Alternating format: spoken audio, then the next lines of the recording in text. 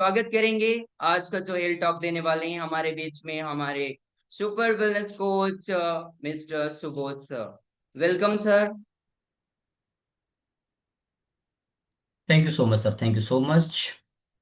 Good morning to all of you. और मैं देखना चाह रहा हूँ, अभी यहाँ पे हम लोग 162 लोग हैं। नॉर्मली ऐसा होता नहीं कि लोग अपने हेल्थ टॉक के लिए खुद ही बोले कि नहीं नहीं रुक जाना भाई, मैं बड़ा अच्छा डिलीवर करने वाला हूँ। बट मैं अभी बोल रहा हूँ क्योंकि आज हम लोग इस टॉपिक के बारे में बात करेंगे जो बहुत कम एड्रेस करते हैं हम लोग, है ना। हम लोग चेहरे का ध्यान रखते हैं, आंखों का ध्यान रखते हैं। जैसे कि आंखों की बात होती है तो हम लोग चश्मे लगाते हैं, हमको पता रहता है कि हमारी स्क्रीन ज्यादा हो रही है तो हम लोग ब्लू कट लेंस ले लेते हैं। पर जब बात आती है कान के बारे में ना, तो पहली बात तो हमको ऐसा लगता है कि कान बिल्कुल अमर होकर के आए हैं, कान को कोई नुकसान ही नहीं होता होगा। तो आज हम बात करने वाले हैं कान की हेल्थ के बारे में बात करेंगे। तो सभी लोग जरूर इसको सुनेंगे क्योंकि ये बहुत कम एड्रेस होता है और लोगों को लगता है कि हाँ ठीक है। तो सबसे पहले मैं बात कर लेता हूँ इस बारे में कि आज हम कान का हेल्थ टॉक क्यों ले रहे हैं। फिर इसके बाद हम बात करेंगे कि कारण क्या है खराब होने के, कान के कुछ इंटरनल स्ट्रक्चर देखेंगे। लास्ट में हम समझेंगे कि सोल्यूशन क्या है, ठीक है। तो इस तरह से हमारा स्ट्रक्चर्ड वे में हमारा चलने वाला है हेल्थ टॉक। तो यस, और चलिए, तो हम शुरू करते हैं। क्या रीजंस है कि हम लोग आज इस हेल्थ टॉक पे ले रहे हैं। सबसे पहली बात तो ये है कि जिस तरह से हमारा स्क्रीन टाइम बढ़ा है उसको सही से कोऑपरेट करने के लिए हम लोग अपने कानों में ईयरफोन लगाते हैं ना। जैसे देखिए, आज मैं भी ईयरफोन लगा रखा हूं ताकि मेरी वॉइस आप तक अच्छे से पहुंचे और आपकी बारीक से बारीक बातें मुझे सुनाई दें। इसका एक फायदा तो यह है कि बारीक से बारीक बातें मुझे सुनाई देंगी, पर इसकी हमें कीमत चुकानी पड़ती है। कीमत यह है कि अगर लाउड वॉइस रही तो हमारे कान के पर्दे में इसका ज्यादा जोर पड़ता है। तो पहली वजह यह है कि हमारा अब कानों का यूज बहुत बढ़ गया है। दूसरा, और क्या रीजन है, WHO जो वैश्विक स्वास्थ्य संगठन है वो क्या कहता है, पूरी दुनिया भर में करीब 1 अरब के आसपास की आबादी ऐसी है जो हियरिंग लॉस से जूझ रही है। ये दूसरा आंकड़ा है। तीसरा, अक्सर लोगों को शिकायत होती है कान में सीटी बजने जैसी। तो उस शिकायत के पहले ही आप अवेयर हो जाएं, कान में सीटी ना बजे उसके पहले ही आप अवेयर हो जाएं। क्योंकि जब कान में सीटी बजती है तो यानी कि हमारे कान में कुछ मुश्किल आ रही है। तो उसके पहले ही आप अवेयर हो जाएं, इस वजह से इसको किया जाता है। थर्ड, जो मैंने बताया कि जागरूकता के जब बारे में बात होती है तो आंखों को लेकर के हम लोग अवेयर रहते हैं, स्किन को लेकर के हम अवेयर रहते हैं ना। कई लोग स्किन बूस्टर लेते होंगे ना, HN स्किन बूस्टर है ना। लेकिन कानों के बारे में हम लोग अवेयर नहीं रहते हैं। थर्ड रीजन ये है। और एक चीज और बात है, आपके कान का जो शुरुआती डैमेज है, शुरुआती डैमेज कैसे, जैसे मान लीजिए भीड़ में अगर कुछ बातें हो रही हैं तो आपको बिल्कुल कुछ समझ में नहीं आता है। तो आप सोचते हैं कि हाँ भाई भीड़ में तो वैसे भी समझ में नहीं आएगा। बट यकीन मानिए ये शुरुआती डैमेज का सिंबल होता है। हल्का फुल्की कुछ क्लैरिटी मिलनी चाहिए, लेकिन अगर आपको बिल्कुल ब्लर रहता है, कुछ समझ में नहीं आता है, तो ये नर्व के शुरुआती डैमेज के लक्षण है। तो आप पहचान पाए कि अच्छा ऐसी बात है तो मैं अभी से केयर करना शुरू करता हूं। तो ये हमारा पर्पज है। चलिए, तो अभी हम कान जैसे इंपॉर्टेंट आर्गन का, अच्छा आप जो कुछ भी सीखते हैं पता है उसका 20% से ज्यादा हिस्सा आप सिर्फ कान के माध्यम से सीखते हैं, है ना। पढ़कर, सुनकर, देखकर तो पढ़ करके बहुत कम, 20% के आसपास लर्निंग सिर्फ कान से होती है।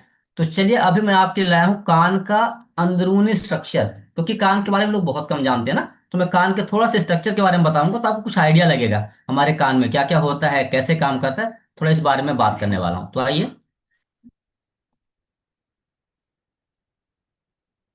ये देखिए, और अभी आपके पास कान का एक स्ट्रक्चर दिखाई दे रहा होगा। और यहाँ पे हम लोग समझने की कोशिश करते हैं, जरा देखिए। हमारा जो कान का स्ट्रक्चर है ना, आपने सुना है जिसके बड़े कान वो बड़ा बुद्धिमान, ऐसा सुनते हैं ना। हमारे मम्मी पापा लोग बोलते थे कि बड़े कान क्यों बोलते हैं, क्योंकि जो कान का आउटर वाला स्ट्रक्चर होता है इसका काम होता है कि बाहर की जो स्कैटर्ड वॉइस है उसको इकट्ठा करके कान के अंदर ले आना। तो ये बाहरी कान होते हैं। और यहाँ पे ये हिस्सा इसको बोलते हैं कैनल। ये हमारा ईयर का कैनल है जहां से होकर के हवा ट्रेवल करती है और आते यहाँ पे। ये एक मेम्ब्रेन है। ढोलक वगैरह में आपने अक्सर सुना होगा, ढोलक हो गया, तबला, उसमें जो झिल्ली होती है, तो जब आप थाप देते हैं तो झिल्ली में कंपन होता है और आप साउंड सुनते हैं। सेम स्ट्रक्चर यहाँ काम करता है। आने वाली आवाज यहाँ टकराती है और इस पे कंपन होना शुरू होता है। ये कंपन, इसी को आप लोग कान का पर्दा बोलते हैं ना। इसको साइंटिफिक लैंग्वेज में टिम्पैनिक मेम्ब्रेन, ईयर ड्रम या फिर कान का पर्दा बोलते हैं। ये कान का पर्दा पहली परत होती है जो बाहर की आवाज को यहीं पे रोक देती है। अब इसके आगे आपका साउंड इस रूप में ट्रेवल नहीं करेगा, साउंड के रूप में अब यहाँ पे कंपन ट्रेवल करेंगे। यहां तक तो साउंड आया था ना, अब यहां से साउंड ट्रांसफर होगा इस वाली हड्डी पे, फिर इस वाली हड्डी पे, फिर इस वाली हड्डी पे। इनके कुछ नाम हैं, इसको बोलते हैं मेलियस, इंकस और स्टेपीज। मैं क्यों नाम बता रहा हूँ, क्योंकि जो लोग हल्का फुल्का पढ़ाई करते हैं वो सुनते हैं ना, कान की पूरी बॉडी की सबसे छोटी हड्डी स्टेपीज होती, यही है वो स्टेपीज। देखिए जरा, ये जब किसी घोड़े के ऊपर हम लोग बैठते हैं तो एक ऐसा हिस्सा होता है ना जहां पे हम लोग पैर रख के चढ़ते हैं घोड़े के ऊपर, देखिए ये रकाब जैसा structure, that is called stapes. और अब आते हैं कान के सबसे इंपॉर्टेंट पार्ट पे, जहां पे हमको सुनाई देना शुरू होता है। ये जो घोंघे जैसा स्ट्रक्चर आप देख रहे हैं, देखिए जरा, ये शंख जैसा स्ट्रक्चर, इसको बोलते हैं कॉक्लिया। ये कॉक्लिया है, इसके अंदर भरा रहता है लिक्विड।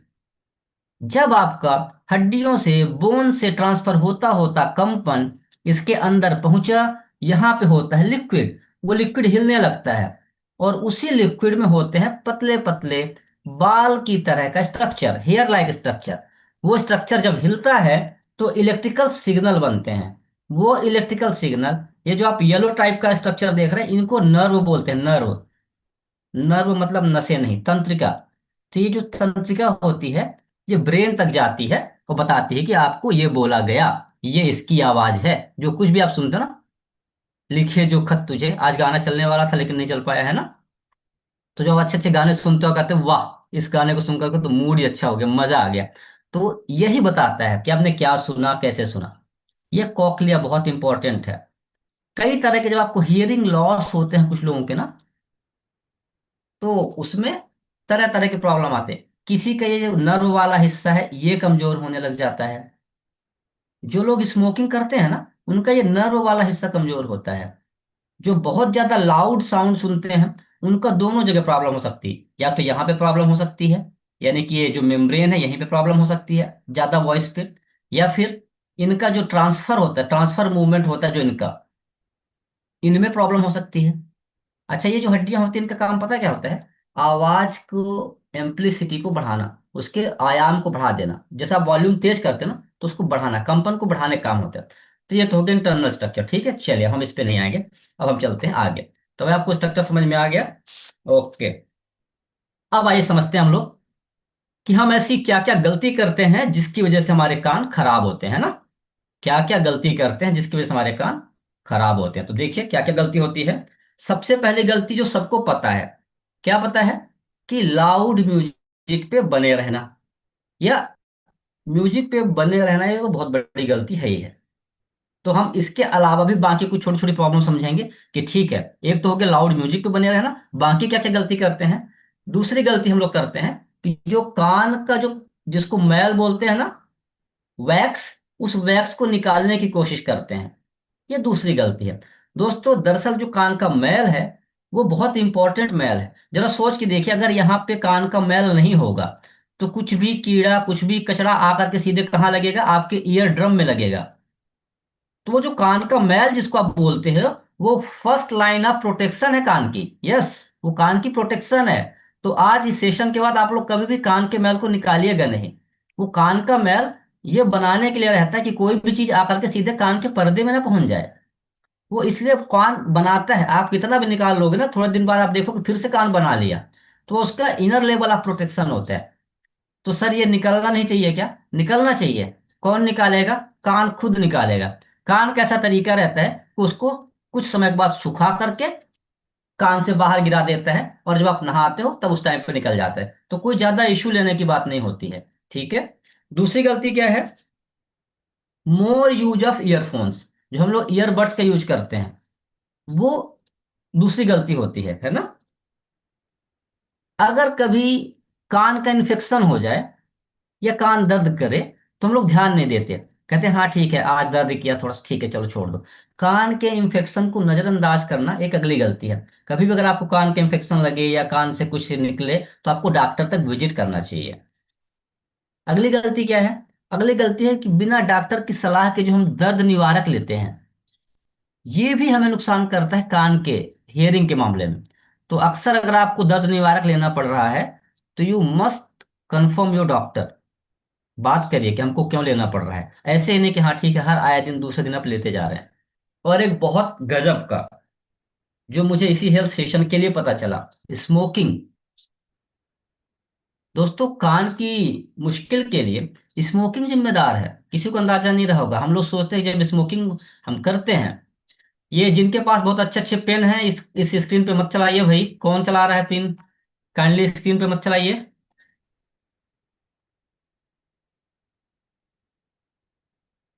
ओके। तो मैं कहाँ पे था, देखिए हटा दिया आप लोगों ने। स्मोकिंग, जब आप स्मोकिंग करते हैं तो जो हमारे ब्लड को लेकर के जाने वाली नसें हैं, आर्टरीज होती है ना, वो क्या करती हैं। आनंद सर के यहाँ से ये हो रहा है, आनंद सर इसको प्लीज चेक करें। आ, तो ये ईयर जो हमारे ब्लड से होता है, जो ब्लड जाता है तो न्यूट्रन भी पहुंचाता है, वो सिकुड़ जाता है। और एक बार अगर वो सिकुड़ गया तो क्या होगा, न्यूट्रिशन नहीं मिलेगा। और एक बार न्यूट्रिशन नहीं मिला तो प्रॉब्लम आती है। ठीक है, तो ये गलतियां हम लोग करते हैं। अब इन गलतियों को सुधारें कैसे, है ना। Okay, 1 second. यस। हम्म। सबसे पहला रूल है, अच्छा आपने आईज आईज की हेल्थ के बारे में आपने सुना होगा, 20-20-20 रूल। याद है किसी को 20-20-20 रूल क्या था, वो 20-20-20 रूल। 1 सेकेंड, इसको मैं थोड़ा बंद कर दूं।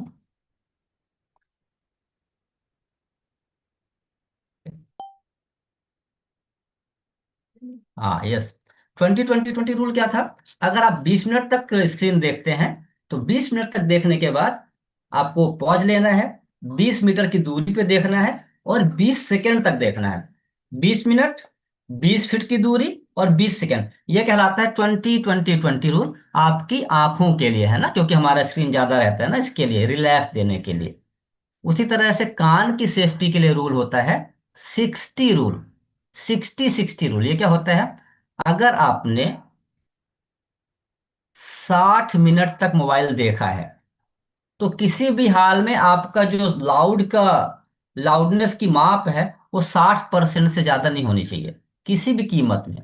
60% से ज्यादा अगर आप कर रहे हैं वॉल्यूम, यानी कि आप अपने कानों को बहुत ज्यादा नुकसान पहुंचा रहे हैं, खतरे में डाल रहे हैं। और उसके बाद आपको जैसे 60 मिनट हो जाए और 60 डेसिबल से ज्यादा नहीं लेना है, तो फिर आपको क्या करना है, 10 मिनट के आसपास कान को रेस्ट देना है। ये पहला तरीका है आपको, कि आपको ध्यान देना है। दूसरा क्या है, कई तरह के ईयरफोन आते हैं। वो ईयरफोन एक तो होता है जैसे मैंने लगा रखा है कान के, दूसरा होता है ओवर द ईयर, वो कान के ऊपर लगता है। और एक आता है आजकल कान के पीछे हड्डियों में लगने वाला ईयरफोन भी आने लग गया है। तो आप उन ईयरफोन्स को यूज करिए। मैंने इसकी लेके आया हूं, मैं फोटो आपको दिखाता हूं ताकि आपको ज्यादा अच्छे से आइडिया लगे। ओके। यस, ये देखिए, ये है ओवर द ईयर ईयरफोन, यानी कि ये ऐसा ईयरफोन है जो कान के ऊपर लगता है। तो अब जब आप इसको लगाते हैं तो ये कान की कैनाल के अंदर नहीं है, डायरेक्टली हम कैनाल के अंदर जब डालते हैं तो उसको फिर सीधे वो टकराता है। लेकिन जब आप यहाँ पे लगाते हैं तो ये नेचुरल वॉइस की तरह रहता है। आपके बड़े वाले कान को, बाहरी कान को मौका मिल जाता है कि वो अब इस वॉइस को ट्रेवल करा करके कान के अंदर लेके जाए। तो वो जो पहले वाले ईयरफोन होते हैं जो नॉर्मली हर आदमी यूज करता है उससे थोड़े से अलग होते हैं। मेरी आवाज आ रही है सर ना, दिलीप सर कंफर्म करेंगे। Yes yes yes okay. Sir, आ रही। ओके, ये ओवर द ईयरफोन होते हैं, तो हमको इसका यूज करना है। ये देखिए, इसको बोलते हैं बोन कंडक्शन ईयरफोन, यानी यहाँ देख रहे हैं यहाँ पे कान के अंदर वॉइस जा ही नहीं रही है। आपकी वॉइस को समझने के लिए दो हिस्से होते हैं। एक ऐसा हिस्सा होता है कि हड्डी के पास ही वाइब्रेशन हो, और डायरेक्ट हड्डी से, यानी कि जो कॉक्लिया हमने बोला था ना, घोंघे जैसी स्ट्रक्चर, उस हिस्से को पिच करने वाली चीजें लगाओ वहां पे वाइब्रेशन करके। तो आपने कैनल वाले हिस्से को बाईपास कर दिया।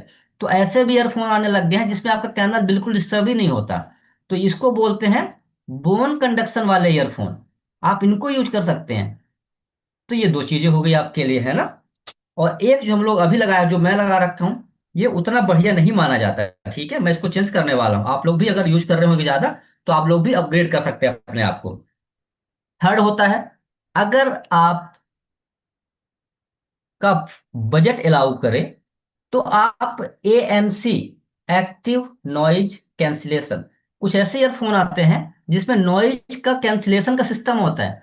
दरअसल हम लोग लाउड में क्यों सुनते हैं, मान लीजिए हम ट्रेवल कर रहे हैं, कुछ भी कर रहे हैं, तो हमको क्या होता है कि आवाज अगर शोर ज्यादा है, तो हम लोग अपना स्पीकर बढ़ा देते हैं, वॉइस।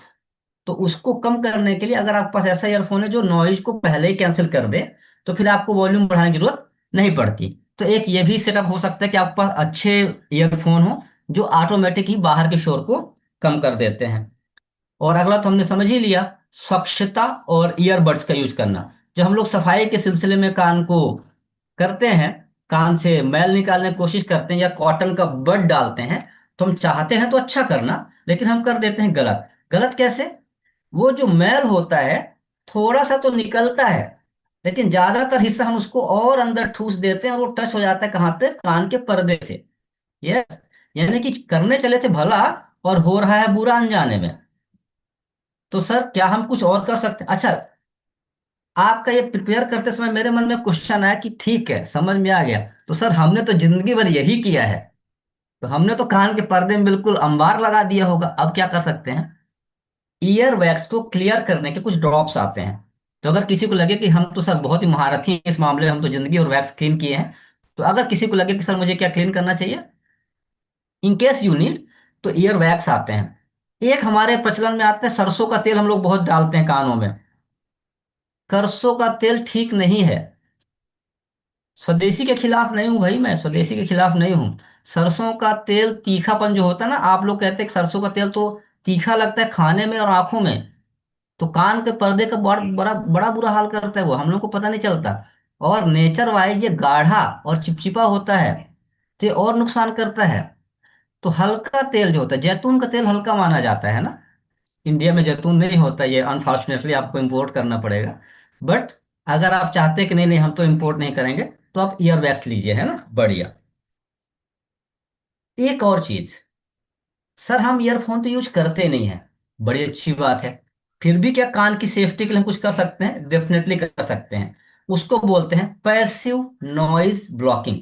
सर मैं पार्टी में जा रहा हूं, अब डीजे वाले बाबू तो बजाएंगे, तो आप कुछ ऐसे ईयरबड्स आते हैं जिसमें कोई रेडियो तरंगे नहीं है, जस्ट आप उसको लगा लीजिए, फोम की तरह के स्ट्रक्चर है, आप कान में लगा लेंगे, वो कान में जाकर के फूल जाता है। अब आराम से आप ट्रेवल करिए, जो 80 डेसिबल का साउंड है कम होकर के मिलेगा, तो आपके लिए बढ़िया रहेगा। चलिए, कुछ चीजें मेरे पास और थी शेयर करने के लिए, मैं फटाफट आपके साथ जाता हूँ और देखता हूँ कुछ बची हैं क्या। ये दोनों हो गया, ठीक है। एक लास्ट मेरे पास है कुछ ना कुछ तो। हाँ, देखिए, ओके दिलीप सर, एक बार शेयर हो रहा हो तो कंफर्म कर देंगे, क्योंकि बहुत इंपॉर्टेंट है जो मैं लेके आया हूँ ये वाला। सर अभी पुरानी स्लाइड ही दिख रही है आपकी। पुराने स्लाइड शेयर हो ना, स्टॉप शेयर, शेयर साउंड, ये देखिए, ये बहुत इंपॉर्टेंट है। आप सभी लोग सोच रहे होंगे कि सर क्या मुझे ऐसा कुछ पता चल सकता है कि जिससे हम अंदाजा लगा पाए कि कहाँ पे मुश्किल ज्यादा होगी? तो इसका आप लोग स्क्रीनशॉट ले लीजिए, safe decibel limit for human, कितना साउंड आपके लिए ठीक है उसके लिए देखिए। अगर 30 डेसिबल होता है, तो आप प्रैक्टिकली समझ पाए, जब आप फुसफुसाहट करते हो या रूम की जो खामोशी होती है वो करीब करीब 0 से 30 डेसिबल की होती है, और अगर एक आदमी ये आवाज को सुन सकता है, यानी कि उसका बढ़िया है ना। 100% सेफ है। आपके कान इस तरह से बने कि आप चौबीसों घंटे इस तरह के साउंड को सुनिए, कोई टेंशन की बात नहीं है। अगला आता है 60 डेसिबल, जो सामान्य चर्चा हम लोग करते हैं, जैसे अभी मैं आपसे बात कर रहा हूँ, तो करीब करीब ये 60 डेसिबल के आसपास। ये थोड़ा सा ज्यादा हो सकता है क्योंकि मैं अभी ईयरफोन लगाया हूं, तो हो सकता है मैं थोड़ा सा लाउड हूँ। तो नॉर्मल कन्वर्सेशन जो चलती है, तो 60 डेसिबल के आसपास होती है, वो 100% सेफ, अभी आपको घबराने की जरूरत नहीं आती। बारी आती 70 डेसिबल। WHO कहता है कि सेफ, लेकिन अब ये बेस लाइन पहुंच गया हो आप, अब उससे ऊपर मामला बिगड़ेगा। फुल डे सुन सकते हैं विदाउट डैमेज। अब इसके बाद से शुरू होगा रिस्ट्रिक्शन। 85 डेसिबल, जो हैवी ट्रैफिक में आप सुनते हैं, जो आपके मिक्सर का वॉइस होता है, मिक्सर का साउंड होता है, वो पहुंच गया है 85 डेसिबल। ये मैं इसलिए लाया हूं ताकि आपको पता चल जाए, एक तरफ तो साइंस की वैल्यू है, दूसरी तरफ आपका अंडरस्टैंडिंग। तो जो आपका मिक्सर का साउंड है ना, वो साउंड है 85 डेसिबल का। 8 घंटा से ज्यादा इस तरह के साउंड में नहीं रहना है। अगर आप हमेशा ट्रेवल करते रहते तो आपको थोड़ा सा अवेयर रहना है। 95 से 100 डेसिबल। मोटरसाइकिल का हॉर्न, लाउड सबवे, ऐसे माहौल में 15 से 30 मिनट, इससे ज्यादा नहीं रहना है। अगर आपको पता चलता है कि सर मैं तो ज्यादातर रहता हूँ, kindly use passive noise blocking ads.